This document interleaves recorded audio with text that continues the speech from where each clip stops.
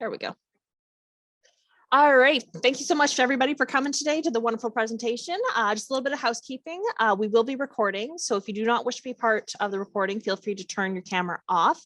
We do ask that during the presentation, you keep yourself muted, but during the times during question periods and participation, you're more than welcome to unmute yourself. If you don't feel comfortable doing so, feel free to put your questions or comments in the chat and I can relay them. Otherwise, take it away. Great. Thanks, Kylie. Kylie and I are meeting for the first time this morning, and I just told her I love her background and outfit. So my name is Avegaile Calzado. I'm joining you from the traditional unceded territory of the Algonquin and Anishinaabe people. It's certainly my privilege and honor to be here as an invited guest. And I would like to invite all of you to just take a second or so to acknowledge in your heart where you may be joining us this afternoon.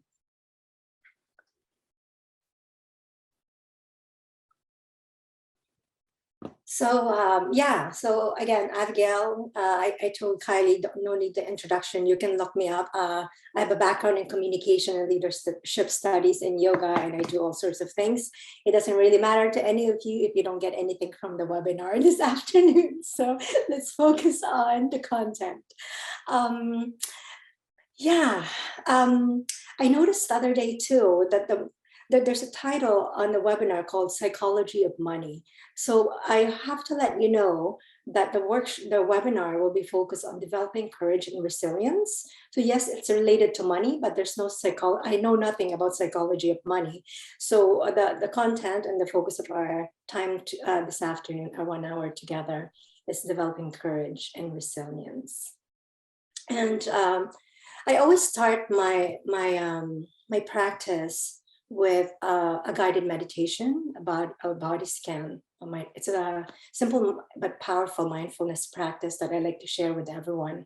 So if you want, you can turn off your camera or you can leave it on. I will be guiding you to a body scan in the next couple of minutes, but 5 minutes. So if you don't feel comfortable with your camera on, you can turn it off. If not, no worries, I won't be looking at you. So I just invite you to start and ground yourself. You made it here to this webinar physically this afternoon. I invite you to bring your body, heart, and spirit here as well. So gently lower your gaze, or if you're comfortable, close your eyes. Feel the weight of your body in the chair. Take a few deep breaths in, inhaling deeply, exhaling slowly. Inhaling deeply, exhaling slowly. You notice the cool air as it enters your nostrils. Notice the warm air as it touches your upper lip. Now moving your attention slowly through the body. Notice the bottom of your feet. Notice your toes. Notice your ankles, your legs, your calves, your shins, your knees, your thighs. Notice your hips, your buttocks, how you're sitting on your chair. Notice your lower back. Notice your belly. Notice your chest, your upper back. Notice your hands, your fingers, your wrist.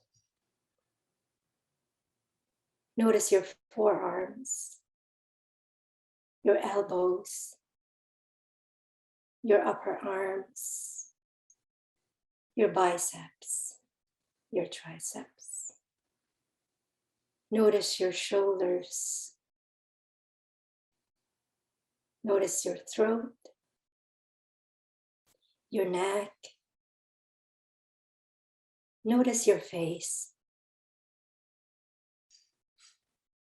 Notice your chin,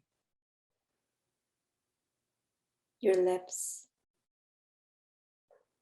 Notice your nose, your breath as you inhale and you exhale. Notice your cheeks, your forehead, your eyebrows, the space between your eyebrows. Notice your eyes. Notice your forehead, your ears, the top of your head.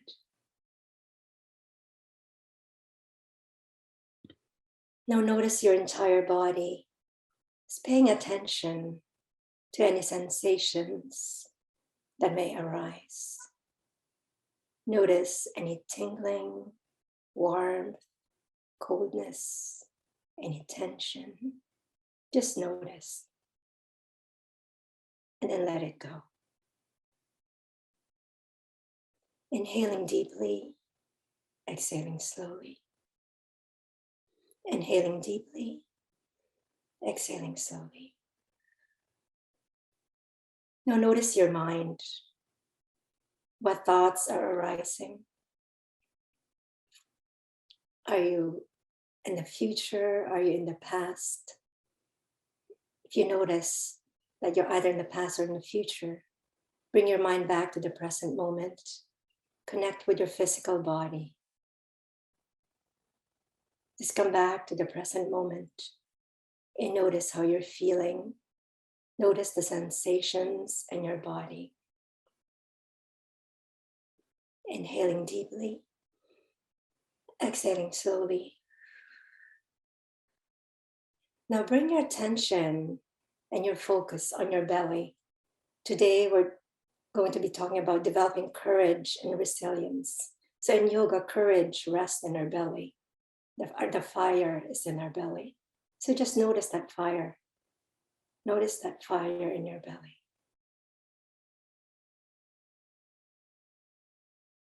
Notice your belly expand and contract as you inhale and exhale. Just notice. And bring your attention to your heart center. Just notice your heart beating. Again, the workshop is about courage. The word courage comes from the Latin word cor, which is the core, and it's also the heart. So just notice. Notice where your heart is at this morning. Inhaling deeply. Exhaling deeply. Inhaling deeply. And then exhaling slowly. And when you're ready, just slowly open your eyes and come back to the present moment, to the group. And I invite you to also turn on your camera if you want to.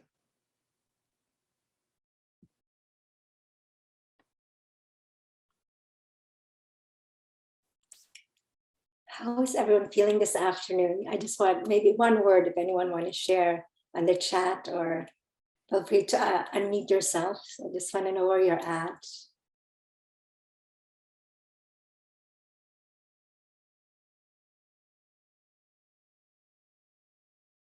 Good, or yeah, comfy? Great. Great. Thanks, Stephanie, for sharing.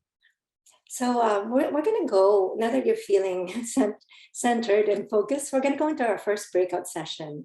So in your small group, please, I imagine you know each other. So we're 7. So I said maybe 3 in one room, and I'll float around. I'm the 7th person. So 3 people in one room. And in your room, you'll have a minute to introduce yourself and a minute to just briefly discuss or share with each other, what does courage and resilience mean to you?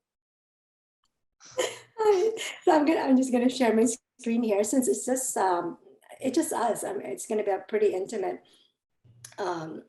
presentation. So I already kind of shared my presentation during our breakout.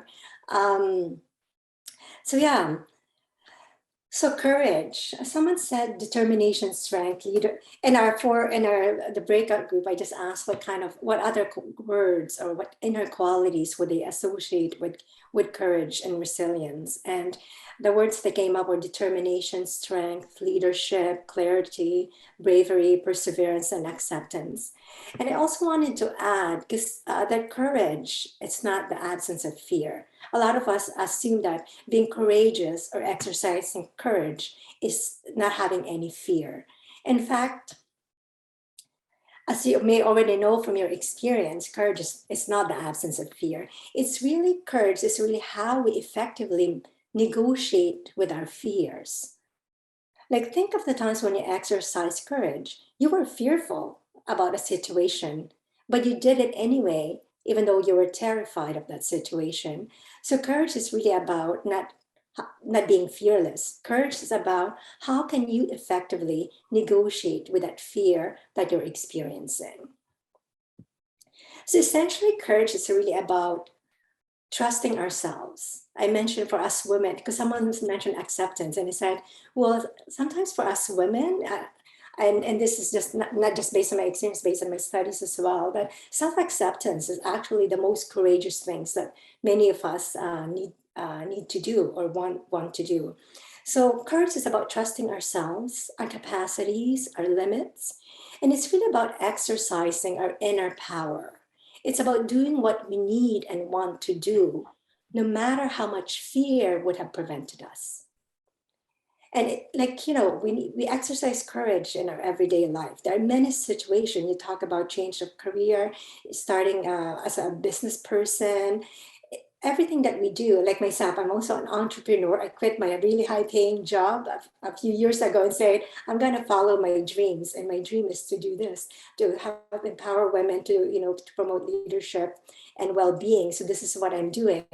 I'm making, like, to be honest,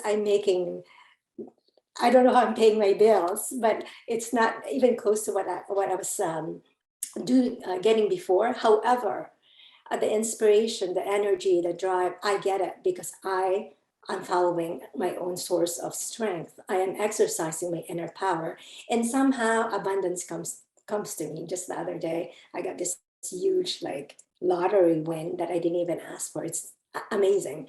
So, and courage is also about practicing self-compassion or putting ourselves first. For us women leaders, parents, mothers, managers, whoever we are, we need to learn how to put ourselves first. Because it's another most courageous act that we need to do is to establish our boundaries and limits with our families, our friends, our colleagues. These all require courage. Pitching your idea to funders, following your own path in life, which is different from what everyone else expects you to do. Like I said, being an entrepreneur to realize your own vision and dreams instead of getting a regular 9 to 5 job. You're not following the norm. You're not following what's expected of you. That requires courage. Um, and there's also, I mentioned someone mentioned acceptance, and I mentioned self-acceptance. Sometimes we need courage to face ourselves, to be authentic to ourselves, to tell ourselves that this is what I need and this is what I want. And I'm allowing me, to follow that. Whether it's in a job, in your career, in your relationship, the courage of knowing what you really need and want and exercising that inner power to align yourself to that, to align yourself to your own personal and professional values and goals. And that's because sometimes we motivate ourselves by being busy. We're busy. I remember when I was working in an office environment and you ask people, how are you? They're like, I'm busy. Okay, what are you doing? I'm busy. So we distract ourselves from being busy, doing things, because our society values that. But sometimes we distract ourselves, from our own vision, from our own life's purpose. And it's hard to think clearly when we are working from a place of fear. when we are working from our place of insecurity. So in my exercise, the introduction that I did earlier, I asked you to connect with your belly and your heart. So I invite you to just kind of notice how you're sitting. So it's hard, it's all telling your mind, it's like you're signaling to your body and to your mind that I am courageous. And courage comes from the belly and from the heart. So it's hard to convince even yourself and others to say that I'm courageous and I'm resilient and fearful when you're there like draping over your desk and draping over your chair, right? So it starts with just that self-awareness. How do I show up? How do I show up as my courageous and resilient self? How can I fortify myself? Where's my strength? My strength comes from my belly. So let my belly support myself. And can I speak from my belly and from my heart so that I can express and exercise my inner power? Because a lot of us too, women, like myself, I have COVID right now. I'm not contagious because you're all virtual. I'm deaf in one ear. So how can we convince other of our power? Sometimes we talk through our nose, we talk through just our throat, and our whole body is not engaged. So I did a body scan as an introduction. It's a very, very powerful tool. When you start your day that requires something that to exercise your inner power, harness your inner power, scan your body and notice where are the blocks, where are you resistant? And if you can't notice it, start with your belly. The fire is there, the fire of life is there, and the pulsation of life is in the heart. So notice that. Just notice that and begin with that. It's a very practical thing. I don't like to give webinars or workshop on step 1, 2, 3, 4, because we are all in control. We're all unique. We're all in control of how we possess our body. And I always say it's a gift. Our body is a vessel that life has chosen to manifest itself. And it's up to you how you will represent life and how you will represent you through your body. So that's my soapbox. I'm allowed to have a soapbox because I'm giving the webinar. So resilience, we talked about resilience as well. So resilience is also directly related to courage because it's our ability to bounce back. Despite all the challenges and difficulties that come our way, we are able to bounce back. And I don't have time. Kylie, I think are we good with time? I don't know. You still have another half an hour. Okay, good. Okay. I'm just looking at where we are because I want to do another breakout. So yeah, resilience is really our ability to recover quickly and easily from stress, from traumatic events, from setbacks. And it's also about amplifying our psychological assets, our inner qualities. I asked you in our breakout room, what are the inner capacities or inner qualities? What are the words that you associate with resilience? Because resilience is about that. It's knowing your psychological assets. What are your superpowers? What are your capacities? What are your talents? What are your skills? When you encounter challenging, fearful situations, how do you access those superpowers? So when you're facing fearful or situation that demands courage, you have to recognize what's within your control, what's within your sphere of influence, in seeing your options. Seeing your options with clear eyes. Again, I go back to the body scan, noticing what's the content of your mind and taking action on what needs to happen next, taking intelligent actions on what needs to happen next, but also being flexible, adaptable, and agile. I have this quote that I'm sharing with you in front. I'm not sharing this quote not because it's almost like, the strongest oak of the forest is not the one that is protected from the storm and hidden from the sun. It's the one that stands in the open, where it is compelled to struggle for its existence against the winds and rains and the scorching sun. So I share that because, yes, in our Western mind, resistance is bad, right? It's being able to resist. Things are being thrown at you, you're resisting. And this morning I was at a conference, a global conference with people from around the globe. And one of the speakers is an Indigenous woman, Melanie Goodchild. And she talked about resilience. And I'm like, I'm going to borrow her definition of resilience. I just didn't have time because I just came out of that conference to remove this very intense definition of resilience. So in Anishinaabe, resilience is defined as a river flowing flexibly through the land that acts and twists and turns. So resistance is not just about accepting all the things that are being thrown at you. It's about being able to flow like a river, no matter what twists and turns. It's about being flexible, adaptable, and agile. It's also about following your own flow. And if your flow is if there's some obstacles or constraints in your own flow, noticing it and figuring out how you can navigate that in an intelligent and graceful and in a graceful way. So all of us have capacities for resilience, like we mentioned at the breakout. It's just us remembering we have this. If we're not resilient as human beings, we wouldn't exist. So as humans, we have this capacity to navigate and negotiate meaningful resources to sustain our well-being. We have this ability. We just need to remember, how can we make plans, intelligent plans, strategic plans, and follow with these plans? How can we problem solve? How can we effectively manage our thoughts and feelings so that we can respond, act accordingly? Because sometimes, I go back to the body scan, sometimes we respond in a very reactive way. We go to, we think like, okay, it's like program response, but we need to step back. Just notice the body, notice your belly, notice the heart. Where are you coming from?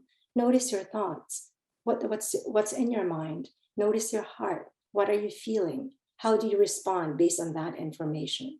So this is also emotional intelligence, what I'm describing to you. So how do you develop courage and resilience? And I have the lotus. I love the lotus because it's that beautiful flower that emerges from the mud, right? So resilience for me is that as well. After, you sift through the mud and all the difficulties, and still come out as this beautiful flower, which is also shaped like a heart. And there's a lot of symbolism with the lotus flower. So how do we develop courage and resilience? Like I mentioned, first, you need to become self-aware. Part of being self-aware is becoming aware of your body, mind, heart connection. By noticing how you process and respond to people and situations that trigger your fears. And also by noticing specific situations that prevent you from exercising your courage. And self-awareness is also essential for developing our inner capacities for courage and resilience, because it allows us to see our choices. It allows us to notice our sphere of influence, what we can and cannot control, and how we can act intelligently. So if your thoughts and feelings are operating outside your awareness, I mentioned you're in that reactive mode. So your thoughts and feelings are controlling you. So if you want to be able to manage your thoughts and feelings, the first thing is to open up a window of awareness. It means like what we did, take a pause. Just notice your thoughts, your feelings, your sensations in your body before you choose, before you decide, before you act. That takes a lot of courage, because sometimes in situations, you think the most courageous thing to do is to be reactive. But sometimes the most courageous thing to do is to stop, let go, and say, I need to process this. I'm going to get back to you. So self-awareness is really essential for developing our inner capacities for courage and resilience. Another way to develop our courage and resilience is to recognize your fears and understand to what extent they may be holding you back or preventing you from expressing your authentic self and your full potential. So I just want to invite you for just a few breaths to think about your fears. What are you most afraid of? What makes you feel the most vulnerable?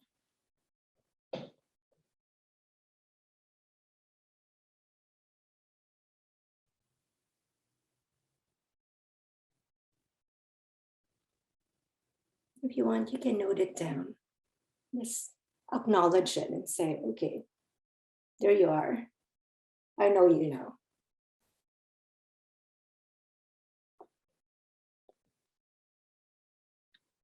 So another way to develop courage and resilience, like I mentioned, is by practicing emotional intelligence through mindfulness and self-reflection. This means becoming self-aware of how we experience and deal with fear, and to self-regulate, and to practice self-care. And that includes self-compassion. So again, I go back to the simple practice that we did earlier because it's so powerful. When we take a pause, we allow ourselves to look inside ourselves. We connect with our physical body. Then we become aware of what we're thinking and what we're feeling. Then we can go out again, whole and fully present to the situation that we're experiencing. And I mentioned earlier too during our meditation that the word courage comes from the Latin word cor, meaning heart, core. And heart is our feeling center. And sometimes we don't operate from the heart, from that courage, because we're feeling so fearful. We're so contracted. So we operate from that feeling of insecurity. We don't expand to open up that heart so that we can meet the difficult situation without fear. How can we be courageous and resilient when we're hiding our heart, the place that sustains us, this place that brings us the most courage and support? So again, open up your heart. We don't hug people like this, right? We don't communicate like this. So I invite you, just the self-awareness through the body practice. So another part of practicing emotional intelligence and developing your courage and resilience is to notice how you deal with fear. And I'm going to share a model of how some people deal with fear. It's called the internal family systems model. I don't know if any of you are aware of it. So this model is developed by a psychotherapist called Richard Schwartz in the 1980s, internal family systems model. And I'm not trying to be academic with you. I just there's lots of models, but this is the one I'm sharing with you this afternoon. So according to the internal family systems model by Schwartz, the mind is made up of multiple parts, and every part has a positive intent, even though its actions may be counterproductive or dysfunctional. They're all related. And each part has its qualities, perspective, and interests and viewpoints. And like member of each family, each part of the mind can take on extreme roles and responsibility. However, with the systems, there's no need to fight. There's no need to eliminate another. The idea is to promote harmony, internal connection, and to bring the mind back into balance. So essentially, in this model, all of us, or the mind of a person, has three general types, three parts that deal with fear. And he calls it exiles, the managers, and the firefighters. In each of this part deals with fear differently. And depending on the situation, they might all show up, or one might show up before the others. So the exiles represent psychological trauma, often from childhood. It's way, way back. And they carry the pain and fear. So exiles, they tend to become isolated from the other parts. They may also create like polarization between the other parts, the managers and the firefighters. So if you notice yourself feeling fearful in a certain situation, do you notice how are you behaving? Because the exiles, because they come from trauma, psychological trauma, their job is to avoid pain. They don't want pain, so they shut down or they run away, they hide. because they can't, they're too afraid. They just collapse. These are the exiles. And the other part of the mind when we're dealing with a fearful situation is the managers. So the managers, unlike the exiles, the managers take on a protective role. So they influence the way we interact with our external world. The job of the manager is to protect us from harm. So the exile would show up and say, oh, I'm so afraid, I'm going to shut down. The manager would in your mind would show up and say, it's okay, we can manage this. So the manager's job is to prevent painful or traumatic experiences from flooding our conscious awareness. So when they take over, they manage, they're like, I don't know, think about fearful situation and imagine how you're dealing with it. Can you see the exile or the managers? How the manager or the exile may be playing a role. So they like to, the manager might say, you're afraid, oh, it's okay, you can just do this, you can do that, provides solution and tries to pacify you. And the third part of the brain that shows up when we're in a fearful situation or when we're dealing with fear are the firefighters. So the firefighters, they emerge when the exiles break out and demand attention, so that the exile shuts down. I don't like pain. I don't want to be in this situation anymore. So the firefighter is there. It shows up. I'm here to save you, because the firefighter's job is to distract you from feeling the pain, the hurt, and the shame that whatever that exile is trying to allow to come to surface. So the firefighters show up by motivating us to overeat, overwork, to develop habits that are distracting us and helping us to avoid the pain or the shame or whatever it is that's associated with that fear. So managers and firefighters, they kind of work similar way, but the firefighters are more dramatic, but essentially what they want to try to do is to prevent you from feeling what the exile wants you to feel, which is the pain, hurt, and shame. So I gave you this model, the exiles, firefighter, managers, firefighters. I just want you to take a moment to think about how you deal with fears. Do you avoid it? Do you run away from it? Do you confront it and deal with it? So how do you deal with fear? And do you notice any pattern in how you respond? Or are they all there? Are these three characters all there in your mind when you're in a fearful situation? Who kicks in and who shows up when you face difficult or challenging situation? Is it the exiles, the managers, or the firefighters? And just take a moment to write down your reflection.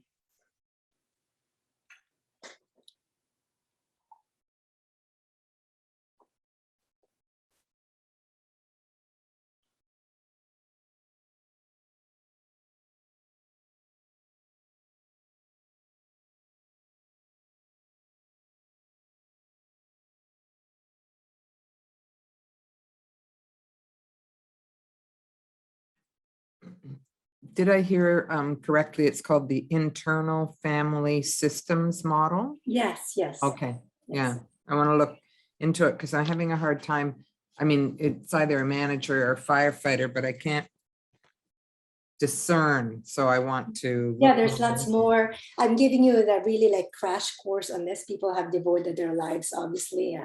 But yeah, you can find lots of information. And there's, of course, nuances. And yeah. Because depending on the situation too, but maybe, I don't know, for example, work situation may demand firefighters. I think if you reflect on how you deal with fear, you might notice a pattern.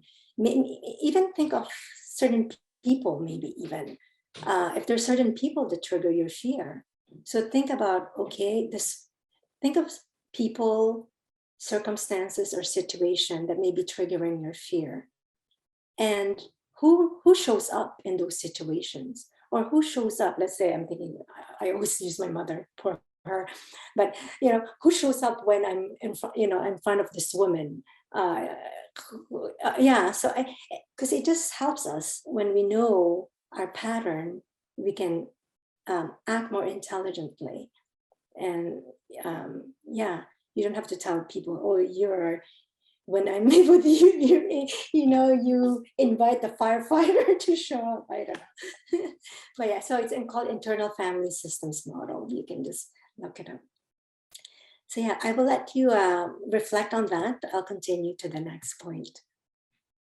So another way to develop courage and resilience, and you also mentioned this in our breakout session, is to really just to recognize your accomplishments, recognize that you've already faced similar situations in the past and you've managed to overcome them. So trust and have confidence in the positive outcomes of your actions. And as women, again, sometimes we forget. We've accomplished a lot. We are where we are right now. If you think of all the obstacles, all the challenges, all the difficult situations that you've experienced, think about all the courage, resilience, and wisdom you can harness from all those experiences. See if you can extract all your positive qualities from those experiences. What positive qualities, what inner capacities did you exercise? What superpowers did you exercise in those situations? And you mentioned determination, strength, leadership, clarity, bravery, perseverance, acceptance. Think about all the difficult situations. And think of those difficult situations. That's not to flagellate yourself. Think of it in a sense of celebrating your bravery. How did you exercise your inner power? What superpowers did you use to overcome those situations? And build on that. Keep them in your back pocket.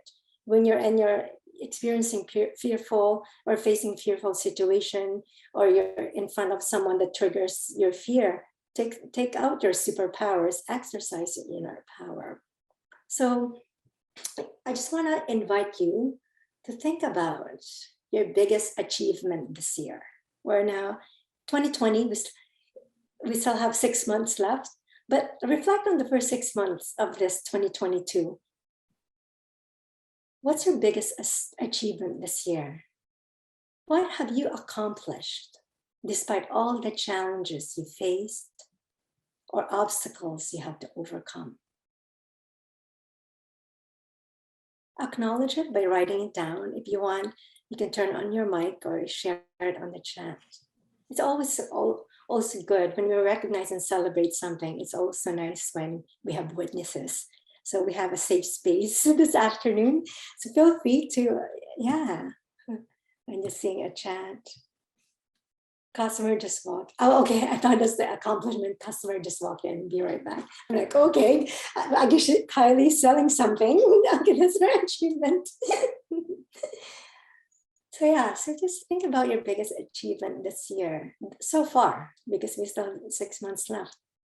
What have you accomplished despite all the challenges that you faced or the obstacles you had to overcome?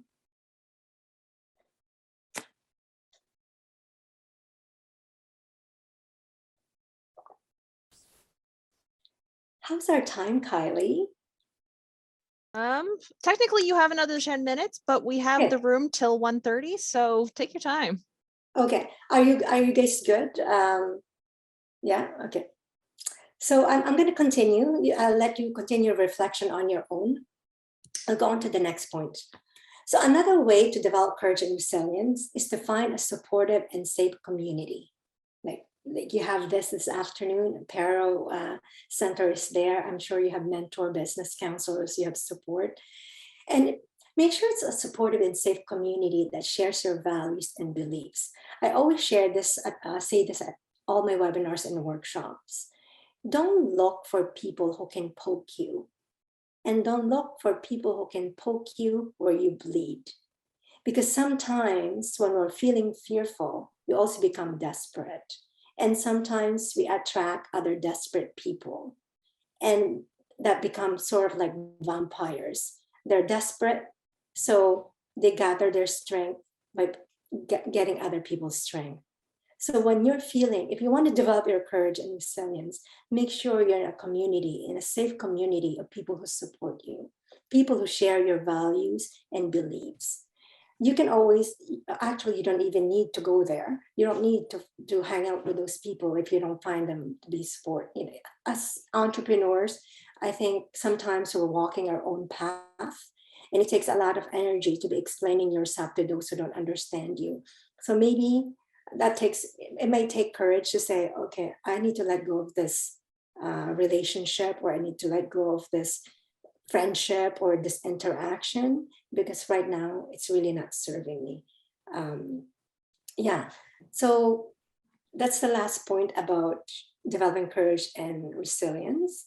And I guess we have time for another breakout. Why am I saying breakout? There's just us here. So why don't we just have a chat? Let's just talk about, if any of you wants to share a difficult or challenging situation, and share how you overcame that. How did you exercise your courage and resilience during this time? I'm gonna stop my screen. Yeah. Oh, it's too intimate. I don't know. Is that too intimate of a question? No, not for me, because I find it very easy to reach out to people. And, you know, I just had to do that for a lot of my childhood. So whenever anything isn't going, like right now, I'm having some technical difficulties, and I sent an email off to somebody who I know who will probably be able to help me. And I just thought, I'm so glad I'm someone who, you know, finds that easy, was trained in that, really. And because I know for other people, it's extremely hard to ask for help, or to ask for, you know, support in some way. Mhm. And yeah, that's my best coping mechanism. Thanks for sharing, Elizabeth. So reaching out for sure. Yeah. Anyone else want to share how difficult situation or obstacle, and how they exercise their courage and resilience through that?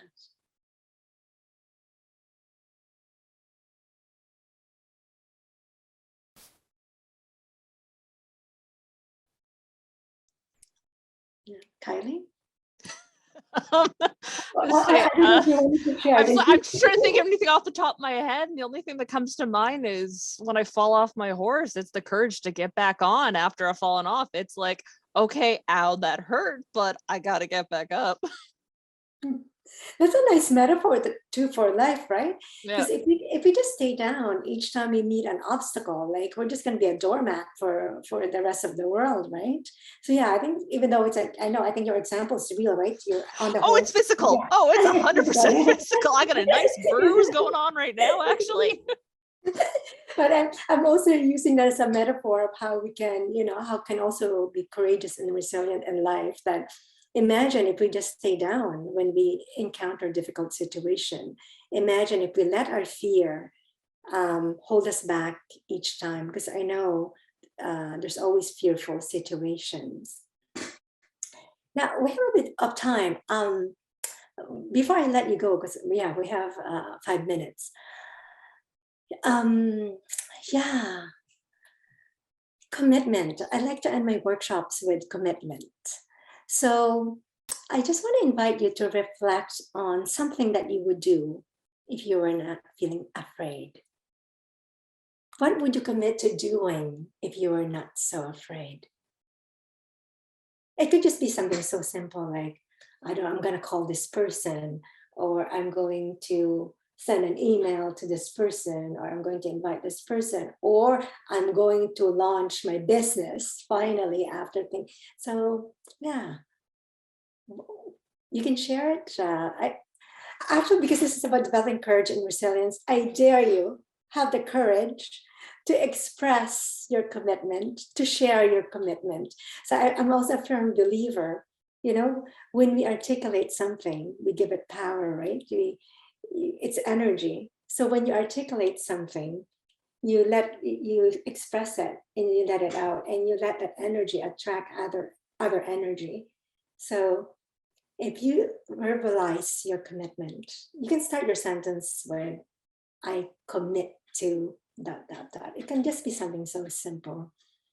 If you were not so afraid, or if you have we all have courage. I don't want to say if you have courage. What would you do if you were not so afraid? What would you commit to doing if you were not so afraid?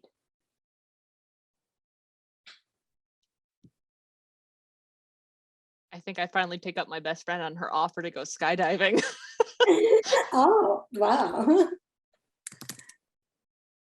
That's a big one. Told her I love her to bits, but you're not getting me up there yet.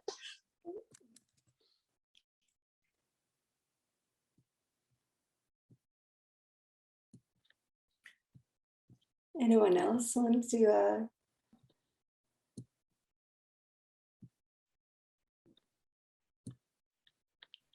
share?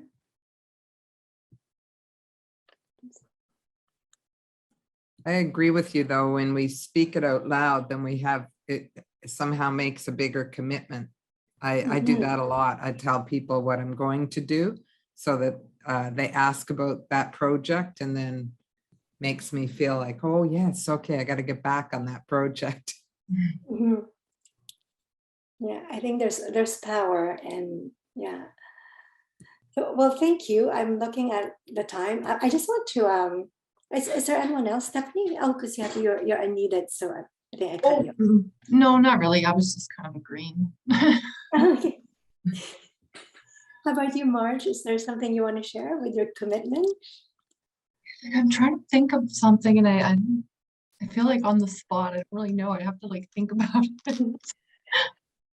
No worries, no worries. So yeah, that's my invitation to all of you. Just think of a commitment that you will commit to yourself. I ask you to reflect on your biggest achievement thus far.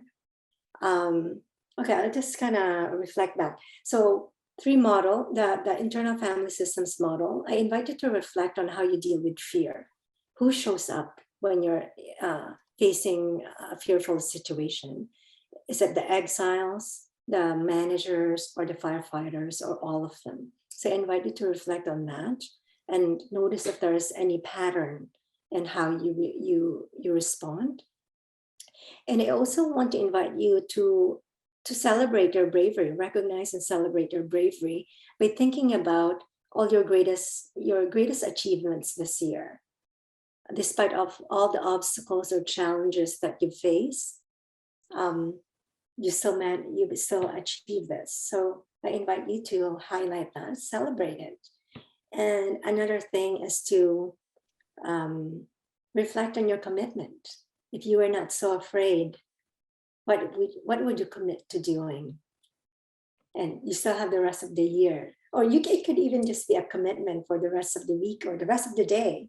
It's up to you how big or how small you want to make that commitment. So yeah, I'm going to share the feedback form, because I'd like to know, I just shared it in the chat. If you can just take a couple of minutes to complete the survey. I just like to know what you like, didn't like, what you find useful, and yeah, and we can do it together. You have to say there's a problem with the link. It's page Yeah. not found. Oh, it's page not found. Oh, because you know what? I have 2 there. I think I put it twice, maybe. I'll try again. COVID has affected my brain. I told everyone that I have COVID. It's been a few weeks now. So try the second one, if you don't mind. Yeah. There we go. We're all good. Yeah. So hopefully none of you got COVID or will ever get COVID. It's not a fun experience. All right. Well, thank you so much, Avegaile, for this wonderful presentation. I found this very relaxing, very informative. Thank you again, everybody, so much for coming today. If you would like a copy of today's recording or any others, feel free to send me an email at communications@paro.ca. And again, thank you so much, everybody, for coming, and have a wonderful, wonderful day. Thank you all. Thank you all. And feel free to connect with me if you have any questions. Take care.